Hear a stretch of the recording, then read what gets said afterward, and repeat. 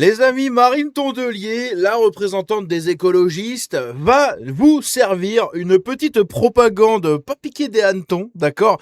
Une petite propagande bien simpounette sur les enfants. Comment les gauchistes peuvent faire pour mieux embrigader nos enfants? Ça, c'est une question qui se pose parce qu'ils veulent le faire. Mais comment le faire? Eh bien, Marine Tondelier a trouvé la solution et elle va en parler dans cette vidéo. Il faut miser sur l'élasticité du cerveau, c'est-à-dire les embrigader et leur distribuer de la propagande encore plus jeunes. Plus ils sont jeunes, plus vite on peut les embrigader. C'est parti.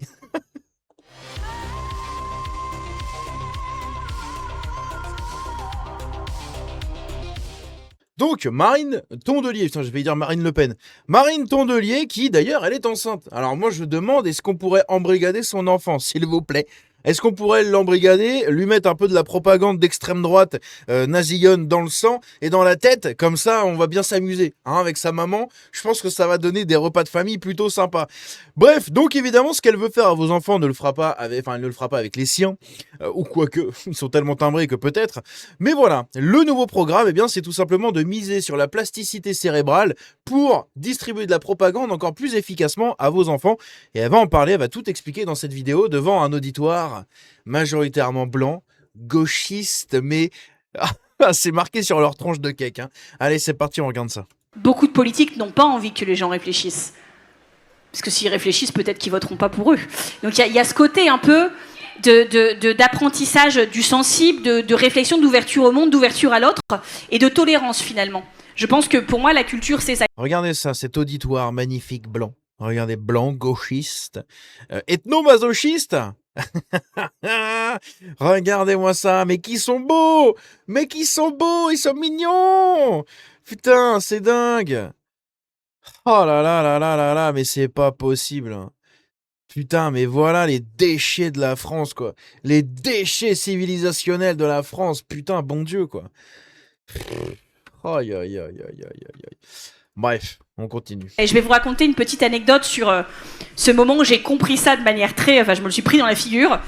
Vous savez, donc ma ville est tombée RN en 2014. Et donc, il y a une artiste qui s'appelle Claire Auduit qui fait Donc elle parle d'Hénin Beaumont.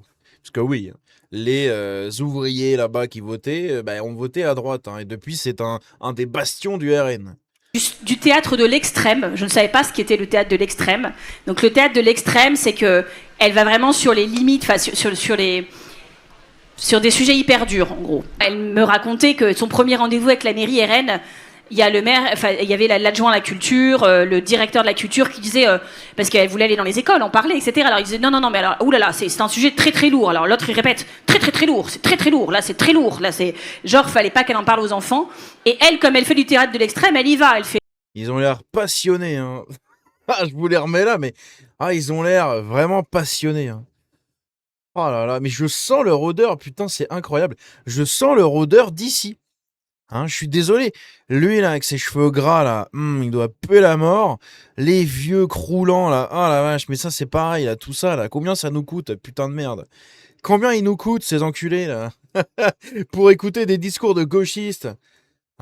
Combien ils nous coûtent?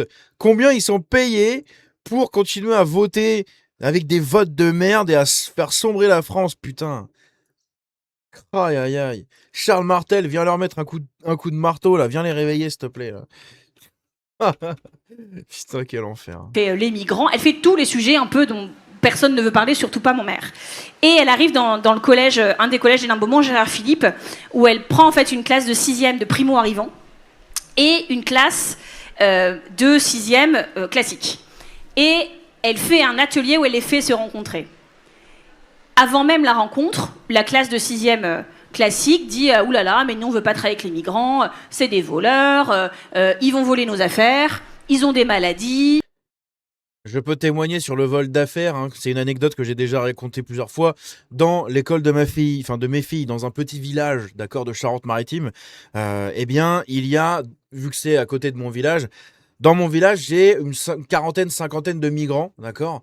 Donc des gens avec leurs enfants, etc., hein, des Somaliens, des Érythréens, des Libyens, des gens de l'Afrique noire, je sais pas de quel coin ils viennent, hein, mais bon, ils ont des têtes de Somaliens. Je pense qu'ils viennent de l'Afrique de l'Est, hein, de la Corne de l'Afrique, hein, comme on dit. Et donc, tous ces gens-là, voire peut-être même aussi un peu du Moyen-Orient, parce que j'en ai, ils sont un peu moins, ils ont la peau un peu moins foncée, on va dire. Ils ont plus des têtes, je pense, du Moyen-Orient. Bref. En tout cas, c'est pas de l'immigration, genre c'est pas des réfugiés ukrainiens qu'on a dans mon village, d'accord? C'est pas des réfugiés ukrainiens, c'est pas des Algériens non plus qu'on a, c'est plutôt des Africains de l'Est et du Moyen-Orient. Et donc, ces gens-là dans mon village, eh bien, vont à l'école de mes filles également. Et dans l'école de mes filles, il y avait dans la classe, eh bien, deux sœurs jumelles, du coup, bah, de migrants, hein, tout simplement. Et elles ont volé à 3 ans et demi avec la mère. Elles ont volé la veste de ma fille. C'est-à-dire que pendant des mois, on cherchait une petite veste en jean, voilà, avec le nom de ma fille de marqué dessus. Donc on s'est dit, bah merde, quelqu'un l'a pris, ils ont échangé les trucs et tout. Et un jour, on voit la gamine se pointer comme ça, et ma femme reconnaît la veste. Elle dit, mais ça c'est la veste donc de ma fille, et enfin de notre fille. Et du coup, on va voir la gamine. On regarde, on lui dit, hey, fais voir toi ta veste. On retourne la veste et en fait sur l'étiquette il y avait le nom de ma fille. Voilà. Donc comme par hasard, sur une école, dans une classe d'enfants, hein, de petite section de 25 gosses, hein, 20-25 gosses, comme par hasard, qui a volé la fringue de ma gosse? Eh bien c'est la mère migrante avec ses gosses. Voilà. Comme par hasard. Ok, dans la classe de ma grande, donc actuellement, parce que ça c'était il y a quelques années, c'était il y a 2-3 ans, quand elle avait fait sa première classe en petite section. Maintenant, elle était en grande section. Et en grande section, qui fout le bordel dans la classe? Je vous le donne en mille. Voilà, toujours pareil. Un migrant, cette fois-ci, c'est un noir qui parle espagnol. Donc je pense qu'il est guinéen, de la Guinée équatoriale, vu que c'est l'un des seuls coins en Afrique encore où il parle espagnol. Donc il doit venir de là-bas. Et du coup, il fout le bordel dans la classe. Et dans la classe de ma deuxième fille, donc maintenant en petite section actuellement, il y a pareil, une gamine réfugiée aussi, enfin fille de migrants, etc., qui est dans la classe. Évidemment, quel est le gosse qui passe son temps à se bagarrer, à foutre le bordel, à rien écouter, parce que de toute manière, la pauvre gamine, elle est paumée, elle parle pas un mot de français, elle est complètement à la ramasse. Eh bien oui, c'est la même. Hein, c'est toujours pareil. Donc oui, hein, les enfants avaient raison. Écoutez, c'est marqué, hein, c'est comme ça. C'est des réflexes, ok? C'est des réflexes. Hein. Tu sais identifier les populations avec lesquelles faut te méfier et les populations avec lesquelles ça va aller. Hein. C'est comme ça. Écoutez. On a peur, on n'a pas du tout envie de les rencontrer, voilà.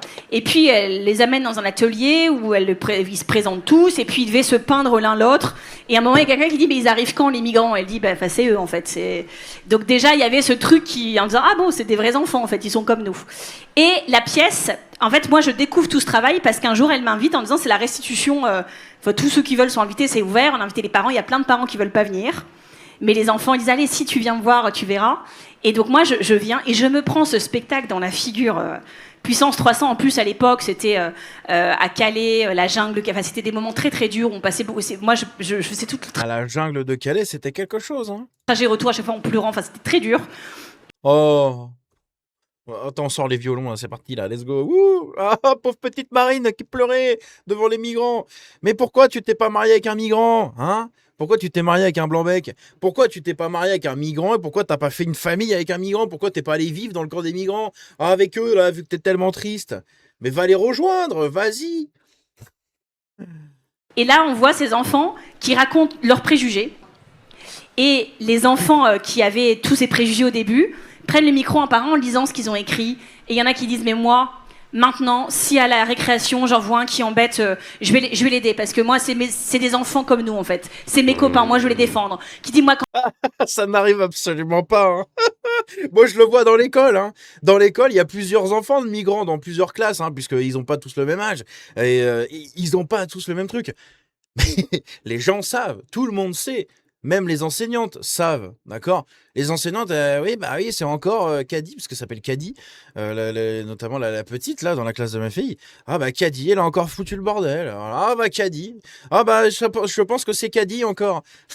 Ils le savent, tout le monde sait, putain de merde, tout le monde sait, bordel. Même les gosses, ils savent très bien. Ma fille de 6 ans, elle sait très bien qui fout le bordel et qui ne fout pas le bordel. Y compris dans la classe des autres enfants. Elle le sait très bien, ok? Il y a aussi des blancs hein, qui foutent le bordel, on est d'accord. Ici, on parle de migrants, donc moi je vous parle pour les migrants. Elle sait très bien qui foutent le bordel. Elle est pas en mode ah oui, non. Voilà. Première réaction de ma petite qui a fait sa rentrée en petite section, d'accord, et qu'elle a vu du coup pour la première fois la migrante, donc ma deuxième fille, hein, ma plus petite. Première réaction. Ah mais pourquoi elle a la peau bizarre? Pourquoi elle est pas comme nous? Donc ils savent, c'est normal, ils savent reconnaître les différences. Il n'y a pas de ah oui, mais en fait ils sont comme nous. Non, ça c'est votre utopie dans votre tête. Quand j'écoute Donc soit c'est du mensonge, soit c'est parce que putain votre propagande a très bien marché sur les enfants. la télé et que j'entends, alors il disait j'entends Marine Le Pen, et ben moi, ça m'énerve en fait, parce que moi, elle ment en fait. Elle ment pour qu'on s'aime pas, mais en fait, Attends, c'est un gosse qui raconte ça? Pas à nous. elle dit du mal d'eux, et ce qu'elle dit, c'est pas vrai, parce que moi maintenant je les connais. Ah ouais. Ah, toujours plus. Ah putain, le doux rêve, quoi. L'utopie des gauchistes. Moi, quand j'entends mes parents dire ça, je leur explique que moi, c'est mes amis maintenant et que je les connais et que c'est pas ce qu'ils pensent. Et j'ai trouvé ça, mais puissant, parce que tu te dis à quoi ça tient. En fait, et j'avais souvent dit ça au conseil municipal en me disant, mais vous dites des trucs sur les migrants, mais allez passer un quart d'heure à Calais, regardez dans les yeux les gamins. Je pense qu'en fait, ce que vous n'avez jamais fait, c'est considérer que juste c'est des êtres humains, et dans les yeux, vous pouvez. Là-dessus, je suis d'accord. Hein. Moi, ça me fait de la peine de les voir, ces pauvres gosses de migrants largués dans un pays qu'ils ne comprennent pas, avec que des blancs, parce qu'on est dans la campagne. Hein. Donc, que des blancs, d'accord. Ils sont complètement largués, ils parlent pas un mot de français, ils ont aucun code, ils ont rien du tout. Leurs parents, on les voit jamais, donc on sait pas quand est-ce qu'ils les récupèrent. C'est très bizarre, c'est des migrants, ils habitent à 2 pas de l'école, et pourtant, ils sont même pas là à la sortie de l'école, donc ils vont même pas les chercher. Bref, qu'est-ce qui se passe en fait? Les enfants sont laissés à la garderie, ils viennent les chercher tard le soir. Ils font quoi, les parents? Les parents, ils glandent devant le monument aux morts de mon village, d'accord, sur les bancs et tout, sur les places publiques. Ils glandent devant l'église, là, ils flânent, voilà, ils marchent, ils savent pas où ils vont, ils savent pas ce qui se passe, ils sont complètement paumés. Donc on nous met sur la peau l'esclavagisme et tout d'il y a 200 ans, etc., qui a duré pendant quelques années, pendant quelques centaines d'années, l'esclavagisme européen blanc, ok. Donc ça c'est bien, ça a existé, on est d'accord, etc. Ils nous mettent ça sur le dos. En revanche, ce que font les gauchistes actuellement en faisant venir tous ces gens pour continuer à toucher des subventions et se gargariser et se branler sur leurs valeurs humaines d'accueil de tout le monde, etc., alors qu'ils ont même pas foutu d'en accueillir un seul chez eux, d'accord. Eh bien tous ces gauchistes-là, c'est la nouvelle traite. C'est ce que j'ai déjà dit plusieurs fois et je le maintiens et je l'affirmerai haut et fort jusqu'à la fin de mes putains de jours. C'est la nouvelle traite et c'est ignoble. Tu fais venir des gens de pays où ils ont complètement aucun code du pays dans lequel ils vont aller. Tu les fais venir en leur disant va là-bas, t'auras un meilleur avenir, une meilleure vie, tu pourras faire venir ta famille, vous allez tous bien vivre. Puis en fait, ils arrivent et ils se retrouvent sur les ponts à Barbès comme des clochards à vivre de subventions que quelques gauchistes vont leur donner avec les subventions d'État. Voilà. C'est ça la vie que vous voulez offrir à ces gens. C'est ça la vie. Allez en Afrique et faites des trucs pour de vrai. Voilà. Avec votre argent. C'est tout. Et arrêtez de. Nous, on a dilapidé 4 fois le plan Marshall en Afrique. Qu'est-ce qu'ils en ont fait? Eh bien, c'est une poignée d'Africains qui s'en sont mis plein les fouilles.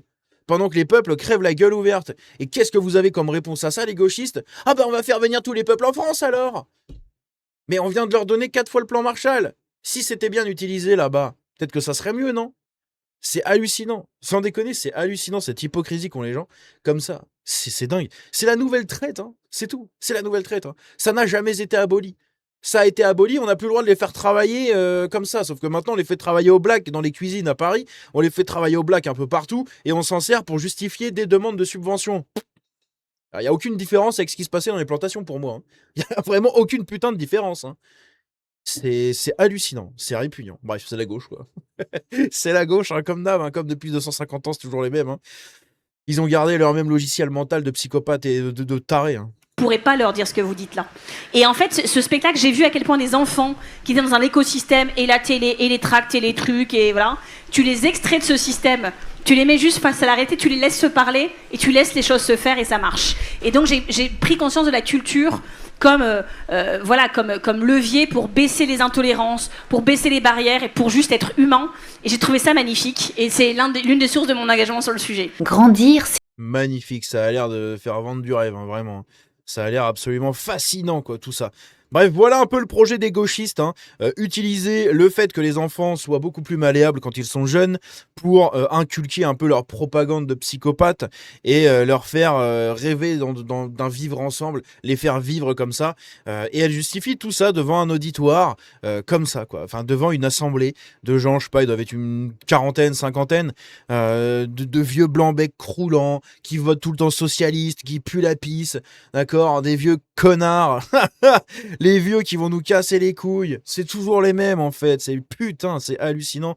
Et tu couples ça avec des petits étudiants fraîchement sortis des grandes facs, là, des grandes écoles, des trentenaires, French Dreamers. Putain, mais toute cette population-là, mais foutez-la au bûcher, hein, c'est un truc de ouf. Hein. Foutez-la au bûcher. Ces gens n'ont absolument aucun intérêt de faire partie de notre société. Hein. C'est foutez-les dans un bagne, d'accord, qu'ils tapent des cailloux, qu'ils bossent, qu'ils fassent des trucs comme ça, mais c'est tout. En fait, on n'en veut pas en France. Ils détruisent la France, d'accord. Les boomers, les French Dreamers et tous ces gens-là détruisent la France. Hein. Parce que c'est eux qui vont voter écolo, c'est eux qui vont pousser tous ces trucs-là. Il n'y aurait pas toute cette population-là, je peux vous dire que la gauche, elle serait inexistante. Hein. Encore moins qu'elle l'est actuellement. Hein. Donc c'est vraiment... c'est hallucinant, quoi. Bref. C'est ridicule. Bref, comme nous apprend le Christ et nous l'enseigne, hein, il faut rester dans l'espérance, d'accord, dans l'espérance, etc. Donc espérons qu'un jour la France change. J'ai foi en la France et son baptême, hein, la France ne s'est pas faite, comment dire, toute seule, d'accord. La France s'est faite grâce à Dieu et à sa volonté. Nul doute qu'un jour il la relèvera, le temps que tout ce tri se fasse. Mais voilà, là on vit à l'époque du tri, alors c'est un peu dur pour nous, mais on sait très bien que la France renaîtra de ses cendres, de toute manière. Bref, dans tous les cas, on se dit à la prochaine, prenez soin de vous, que Dieu vous bénisse, et qu'il bénisse la France éternelle. Ciao.